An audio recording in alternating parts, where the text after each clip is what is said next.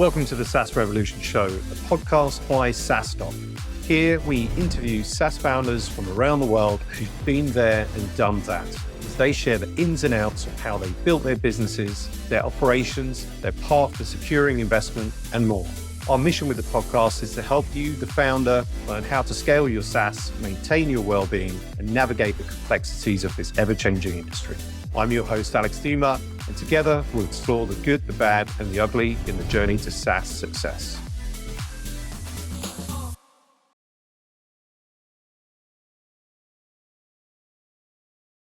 Welcome back to the SaaS Revolution Show. I am your host, Alex Theuma, CEO, founder of SaaStock, and delighted to be joined today by my guest, who is somebody that hopefully if you're in SaaS and you're growing a SaaS business or you're VC in SaaS, you'd be, I guess, subscribing to his newsletter or reading his daily posts. And this guest is Tomasz Tunguz, who is general partner at Theory Ventures. Welcome to the SaaS Revolution Show, Tomasz. How are you doing? I'm doing great. Thanks for having me on the show, Alexander. Thrilled to be here. Yeah, great to have you. Been running the show, actually, Tomasz. It's going to be 10 years in February. So this is the first time I've got you on the podcast. And so delighted for that. Doing a podcast for 10 years is quite a long thing. But I think you've also been writing daily for more than 10 years, right? Yeah, I have. It was daily for a long time, and now it's about 3 times a week. But but it's I can understand, or I can empathize with the hustle, the long-term hustle. Yeah, it's a long. So looking forward to celebrating the 10th birthday of the podcast. And this, we're speaking ahead, so we're 3 weeks away from SaaStock Europe in Dublin, which I'm truly delighted that you'll be, flying over for your first, I think, in-person SaaStock, the first SaaStock in Dublin. We'll at the end of the show, we'll come to that a little bit about what you'll be speaking about. And I guess kind of before then, and obviously a lot of people will hopefully get to meet you in person and watch your talk in Dublin. But for those that are just listening to the podcast, maybe for those that are not coming over, can you share a little bit about who is Tomasz Tunguz? I'm originally from Europe, came to the US when I was about 10 years old, got into startups when I was 17, started a little legal software company, and then went to work as a software engineer at a company called Appian that was founded by 3 college classmates, and then was at Google. I was a PM on the ads team, had a blast there, was a venture investor at Redpoint for about 14 years, and then started Theory. Very cool. Where in Europe were you originally from, Tomasz? My family's from Belgium. Okay. Very cool. Do you ever go back, or will you be when you're coming to Europe for SaaStock? Are you going to go to Belgium as well? I don't think so. We spent a few years. I still have a lot of family there. Some of them we're actually visiting this summer, so I do go back with some frequency. Once getting married next summer, but then I learned English in the UK. We lived a tennis ball's throw from the Wimbledon tennis club when I was a boy. Okay. And did it inspire you? Do you play tennis now? I played in high school, but I'm not very good.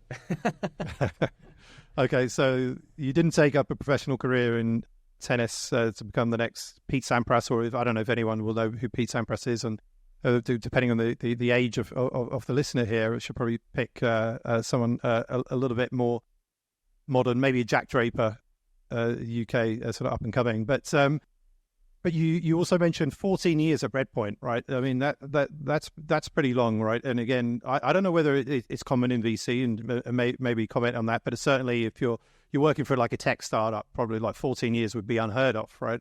So tell us a little bit about why 14 years, right? And then why did you leave to set up Theory Ventures? Yeah, I had a wonderful time at Redpoint, a great group of people, and wanted to start a firm of my own, and they were hugely supportive in that endeavor, and now, Theory, we're 7-8 people, and about 2/3 of the way through our first fund, and it's been a great adventure.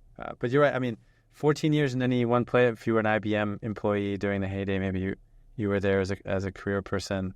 I think it's different. I mean, there's some people at venture firms for almost their entire careers. But yeah, it's exciting to start a new adventure. Yeah, and so you're pleased you did it. Is it? Nothing's easy, right? But is it maybe harder than you thought, or is it just going as you thought?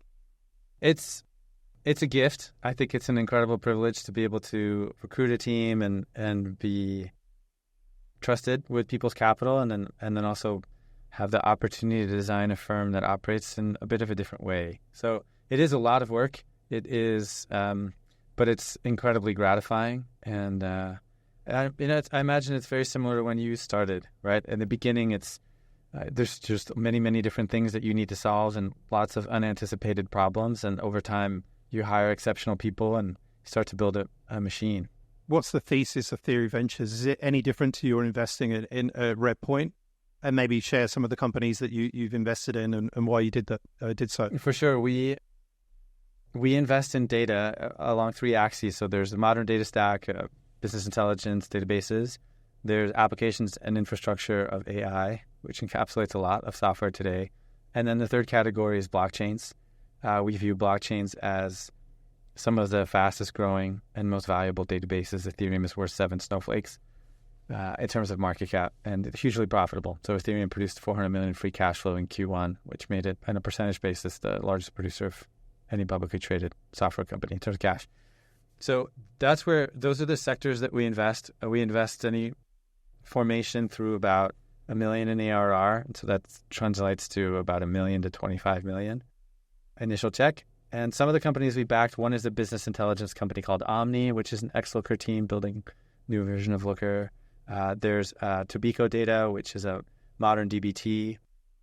There's a company called Dropzone, which won top 10 at RSA and just won top 10 at IA40, Intelligent Applications 40, which is building automations at the Security Operations Center. I think those are the public ones. Anyway, some of them. And so let's say I'm a founder that's listening, to the podcast, and I'm building database or AI application or something on the blockchain, and like we've got amazing tech. But beyond that, from a founder, like what do you look for in a founder? What makes a founder investable? To you. Well, when I started out of Google, I thought the best startups or the companies, the composition of companies at the very early stages that we would invest in would be 75% technology and 25% go-to-market. And I think in many, but not all spaces, for me now it's the opposite, where the distribution is actually the harder part. Gartner published a study that said that cost of customer acquisition over the last 5 years has increased monotonically 60%. And so if you have two different startups, they have the same quantum of capital at the genesis of the business, the company that has a superior cost of customer acquisition will ultimately win, just because they'll compound at a faster rate. And Einstein said compounding interest is the most powerful force in the universe. And so what we're looking for are technical founders who can sell. And even more specifically, I think the additional nuance there is it's not just selling, it's actually marketing. We were debating this internally a week ago, where for a lot of companies, it's much easier to hire an exceptional salesperson and have the sales organization start. It's a lot harder to hire a marketer and transform a team that has a challenge marketing into a team that can be an excellent marketing machine. In other words, marketing is more of an amplification of you, the team more as an amplifier, whereas sales can execute end to end. And that might be a naive view, or I'm sure there are exceptions where that's not the case, but at least in our experience, that tends to be the case. So ideally, it's a technical founder who can sell a market.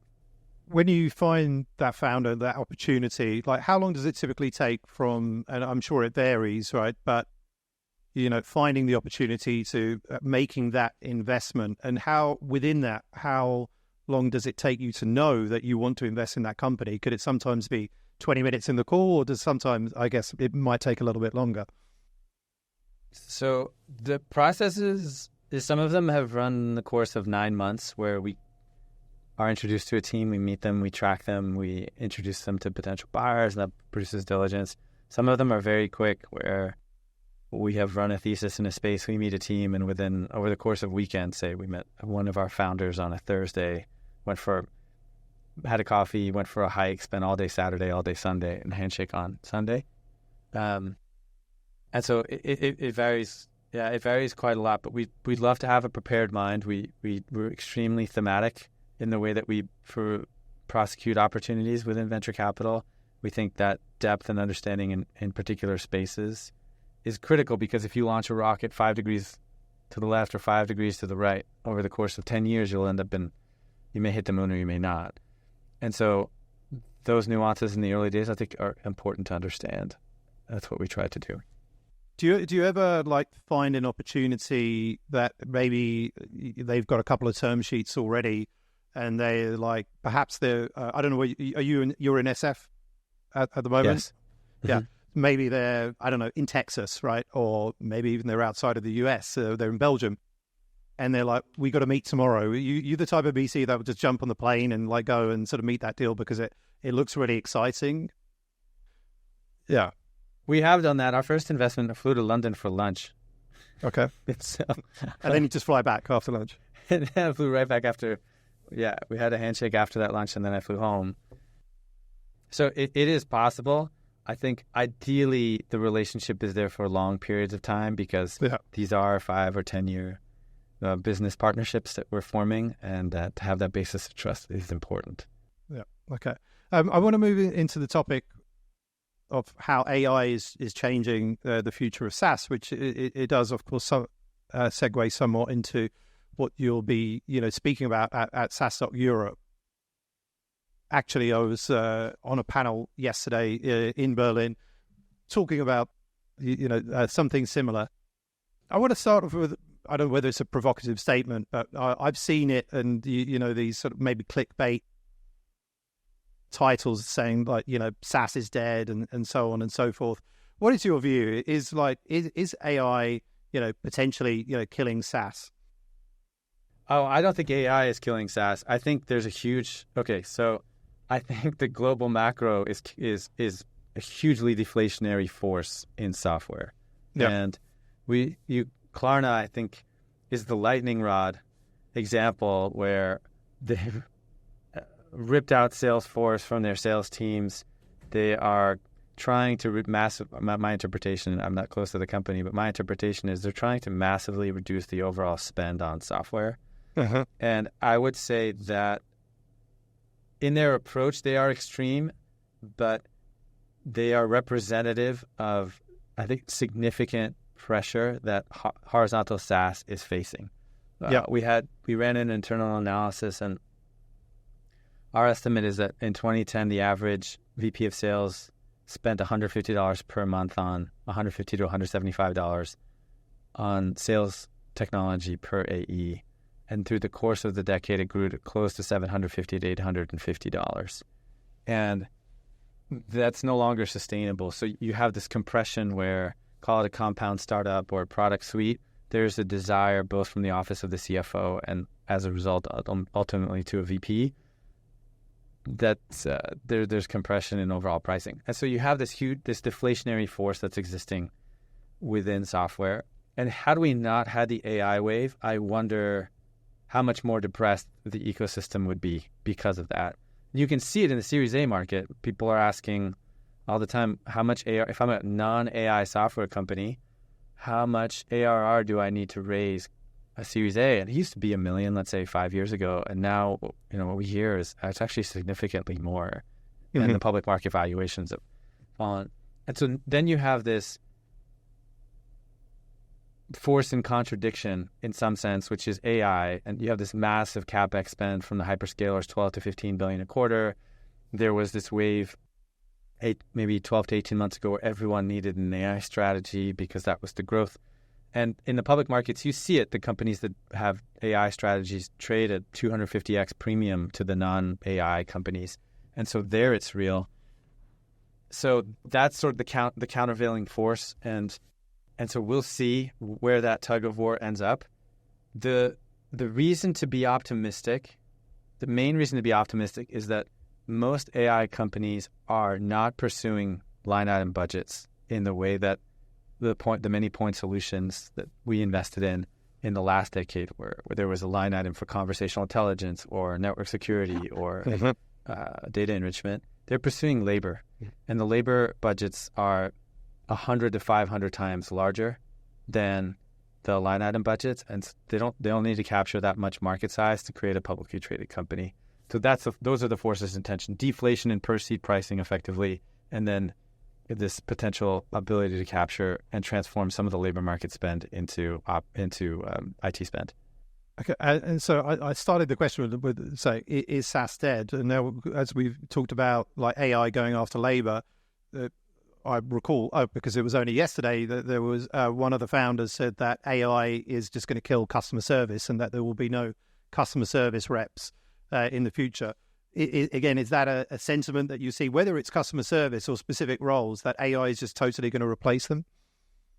I think the answer is probably 2/3 of those roles will be fully automated. And there's a parallel within car manufacturing. So I keep going back to, for some reason, I have this personal desire to look at car automation as a proxy for white-collar labor automation. And robots replace 3 jobs for every single robot. And if we look at Klarna cutting headcount by 2/3, in customer support, or ServiceNow and Microsoft reporting 50 to 75% improvement in engineering productivity, those numbers are, roughly consistent, right? So I do think that the tier 1, the base level, how do I reset my password, all of that will be automated, and then you'll have BDRs and customer support reps and even customer success managers who are now managing robots instead of managing humans or managing accounts directly. How long that will take, I think different categories, it depends, but I think we'll start to see it. And we won't see it. Klarna, again, is a little different in that they were aggressively cutting. I think the way that we'll see it is the revenue of these companies will increase and the headcount will, and the costs and the headcount will not. And so you'll see greater and greater efficiency gains in some of these businesses at scale. With the Klarna example, again, because it's obviously very topical, right? I mean, say they've replaced Salesforce, or they're going to, or they either have or they're going to replace Salesforce and Workday, right?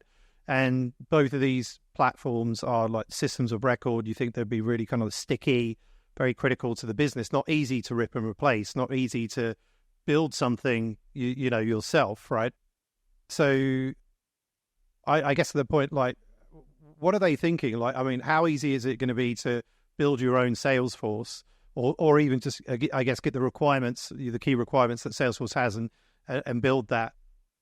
So I guess kind of a question there, because with AI, I mean, again, you can spin up apps in minutes, probably not at Salesforce, right? But yeah, just welcome your thoughts around that. And then do you think, like, companies, I mean, when Salesforce see that and Workday see that, you know, would they be like, you know, panicking or worried a little bit that, look, maybe a lot of other companies are going to take this route, and again, this is really going to hurt us? So I think Klarna's 2 standard deviations out, but they represent the cost-cutting pressure that companies have felt over the last 2 or 3 years, and I think that will continue in these core products. Building a CRM is a non-trivial effort, but in certain cases, maybe it makes sense. I think we can take it. So we're, 10 or 15 years into true cloud adoption, and the margins that AWS is generating are enormous. I think it's the last that I read was 40% profit margins on AWS. And we look at Dropbox, where they migrated from the cloud to on-prem, save $400 million a year.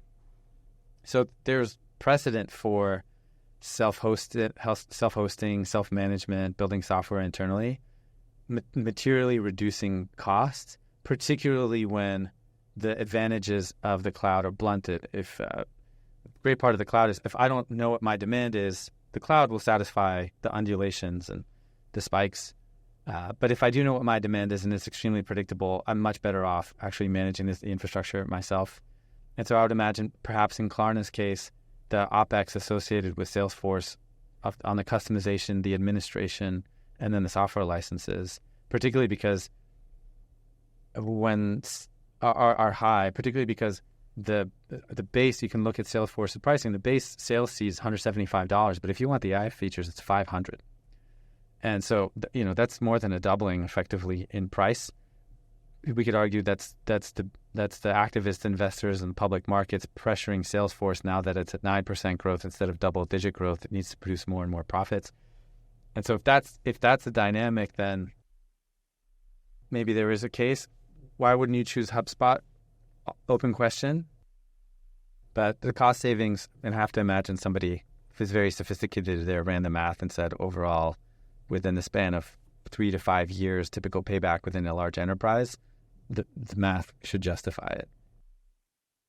And if we look at, let's say, building a SaaS startup today, like you know, going to start a new SaaS company tomorrow, is it table stakes that you have to have AI as part of the product, or can you just still like build a classic enterprise software product without AI today? And are you seeing any of that? It's possible, but rarer. I think the user expectation is that AI will be a key part of the product. I would characterize the last 2 years as adding arms or adding AI features on top of existing platforms. And I think what we're starting to see, humans adjust, and when humans adjust, the workflows will change. And when the workflows change, there'll be an opportunity to unseat the big systems of record. And how do you ensure that your, I guess, the AI that you're bringing into SaaS kind of gives you an edge and is not commoditization? Because I think also we've probably seen that, all of a sudden over the last 2 years, every SaaS company is an AI company, but it's a little bit of whitewashing, right? And maybe they haven't really got that full AI functionality, but they're looking into it at the moment. So if we're thinking about it, like how do you ensure that you're getting an edge there? Yeah, it's a good question. So I was talking to a really sharp woman named Sarah last week who said something interesting, which is 2 of the tenets that were broadly held within SaaS are not true within AI. And the first one is, within the SaaS world, ideally you would have been a broad horizontal product. And within the world of AI, to drive the kinds of accuracy required and demanded by the end user, it's very difficult to be a broad horizontal product. There are exceptions. Glean would probably be a notable one, but most of the other fast-growing, we talk about them, right? The software engineering or accounting or legal, they tend to be vertical SaaS, and that's to limit the growth. The second thing is in core SaaS, higher gross margin was always better, especially when you were younger, then also ultimately when you were older as a business. Today, many of the AI software companies have depressed gross margin. It's publicly traded, median is 72%. Many of these AI companies in their first year might have negative, not contribution, but gross margin. And then they might have 10, 20, 30, 40% gross margin, even at 5 or 10 million in ARR. So that's a meaningful difference. But the idea, I think, ultimately is that you use that AI to reduce the customer acquisition cost relative to your peers, as we were talking about before, and then either create a data set that's unique because it doesn't exist and you're watching the way that people work, or aggregate some data that nobody else has by virtue of being where you are in the workflow. It's easy to talk about those examples in conceptual ideas. The place where we see it most, we see it a lot in law. So there, the reimagination of the work of the paralegal is a very concrete example, and the machine generation of letters or research. And then within the world of software engineering, I think those are the 2 most concrete examples that we have today, maybe in robotic process automation for insurance document intake. I want to move into the quickish fire round now, Thomas. So we'd love to know what one thing has moved the needle the most for you in your career. The unexpected kindness of people within the ecosystem. So at every step in the way, I'll give you a concrete example of this. When we raised Fund 1, I couldn't believe the number of people who took a reference call on my behalf that I didn't know until they told me many months afterwards. And so I think that's been an incredible gift and completely unexpected. And I'm very grateful for it. What about best advice you've ever received? So I'm a big believer in grit. And so I had this amazing college coach, and he was an Olympian. And he taught us to love what we do as a way of continuing to do it for long periods of time, something that you know a lot about, right? If you really love something, even during the hard days, it'll keep you going. What about biggest failure you've made and lesson learned? Biggest failure? I think my biggest failure is just bad judgment in relationships. If I don't handle a relationship well, those are the biggest regrets of my life. This one will be twofold. Next one. What is the hardest thing about building a SaaS company today? But I also want to know what's the hardest thing about being a VC today? The hardest thing about building a software company today is figuring out how much AI the market wants today and how quickly that will change in 2 years and what that means for your architecture and your positioning. Guy Pajarni from Sneak, who has a new company, posted a 2x2 yesterday talking about the human adoption of AI. And today, none of us, I would argue there's no single expert in the world who understands how to use a large language model well. But that will change very rapidly, just the way that when Google was released, we all started to use it pretty effectively. And so we're at this sort of extremely high slope, maybe non-linear part of the learning curve. And so as a SaaS founder, it's really difficult to know with confidence, should I build a product for 18 months from now, or should I build a product to meet where the market is today? As a VC, I think the hardest part of the ecosystem is permutation on this idea, which is buyer preferences are changing incredibly quickly. And so with software companies, many of the software companies in AI, they have growth rates we've never seen before, but the quality of the revenue and the potential for churn is also equally high because those underlying buyer preferences might change, some architecture might change, or budget pressures are there. Thanks for that. End this one with the easier question. What's your favorite book on business and why? Favorite book on business? I think the most fun was Shoe Dog by Phil Knight. Phil Knight. And that's just walking through it was during COVID that I read that book. There was a wave of shoe collectibles. I was wearing Onitsuka Tigers at the time.